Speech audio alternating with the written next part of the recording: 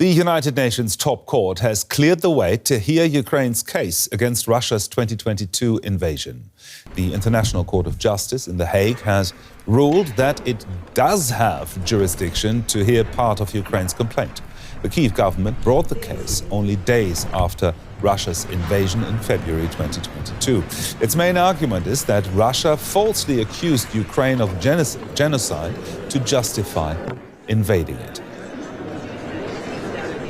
Let's get more on this with DW's Christine Mundwa in Brussels. Christine, what does this ruling now mean for Ukraine?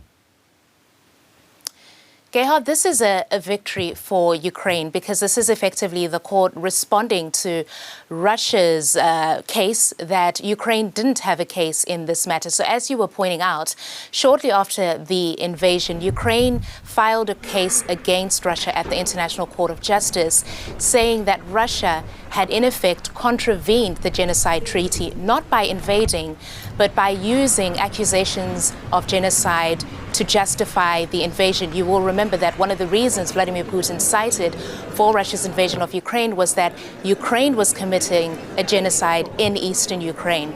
So last year, lawyers for the government in Russia approached the ICJ, telling the ICJ that, one, there was a lot of flaws in Ukraine's legal argument, but also that the court did not have jurisdiction over this matter. The court has come back today to say that indeed it does have jurisdiction on parts of this case. And so we are going to be hearing Ukraine making its case in the months to come. I'll point out that this is also a victory for Ukraine's Western allies who supported Ukraine's case, who made formal submissions to the ICJ, saying that the case should go ahead.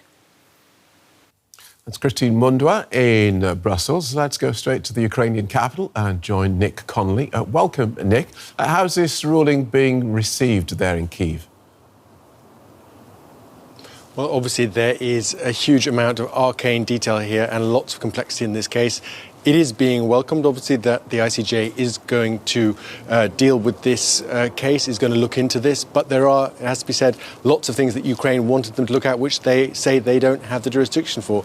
Just in the last few days, lots of Ukrainian complaints about Russian recognition of these breakaway republics that have since been incorporated into Russia, at least under Russian law, minority rights in Crimea, lots of things where the ICJ says that is not our matter. So it is a victory, yes, and longer term, it could end up with Ukraine having that recognition from the ICJ that it did not commit genocide against Russian-speaking Ukrainians in the east of the country, something that then could be used to in kind of international negotiations when some kind of settlement comes to this war.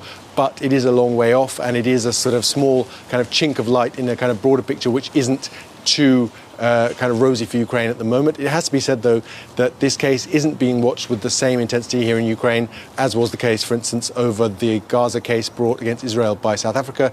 It is one of many cases that Ukraine has against Russia in parallel in different jurisdictions, different platforms, all about trying to force Russia to explain itself, to potentially get reparations, to allow Ukraine to get access to those hundreds of billions of euros worth of Russian assets that are frozen across the world.